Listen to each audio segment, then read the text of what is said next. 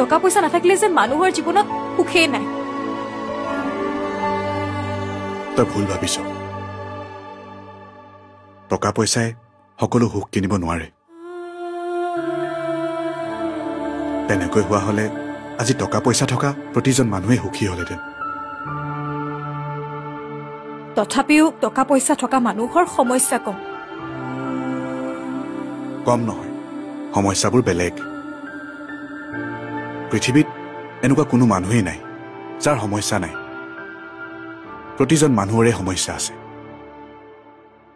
মাত্ৰ তাৰ প্ৰকাৰবোৰ বেলেগ বেলেগ। জীৱনৰ সমস্যাবোৰ থকাটো ডাঙৰ কথা নহয়, কিন্তু সেই সমস্যাবোৰক গুৰুত্ব নিদি জীৱনটো উপভোগ কৰাটোহে ডাঙৰ কথা। আৰু তই তোৰ জীৱনটো উপভোগ কৰিছ। ইমানবোৰ সমস্যা আছে যদিও তই সকলো সময়তে হাঁহি ধেমালি কৰি থাক, যিটো মই পৰা নাছিল। দিনে ৰাতিয়ে কেৱল থানাৰ চিন্তাবোৰহে মনত লাগি থাকে।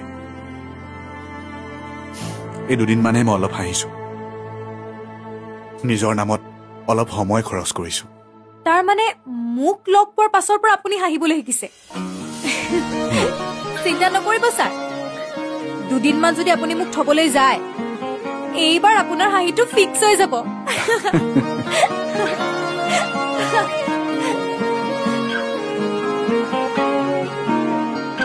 সেইদিনাখন চিনেমা এখন চালো নহয় ছাৰ, তাত হিৰো হিৰোইনে পুৰা এনেকুৱা ৰাস্তা এটাতে খোজকাঢ়ি গৈ আছিল। আৰু তাৰপিছত দুইটাই ডান্স কৰিলে।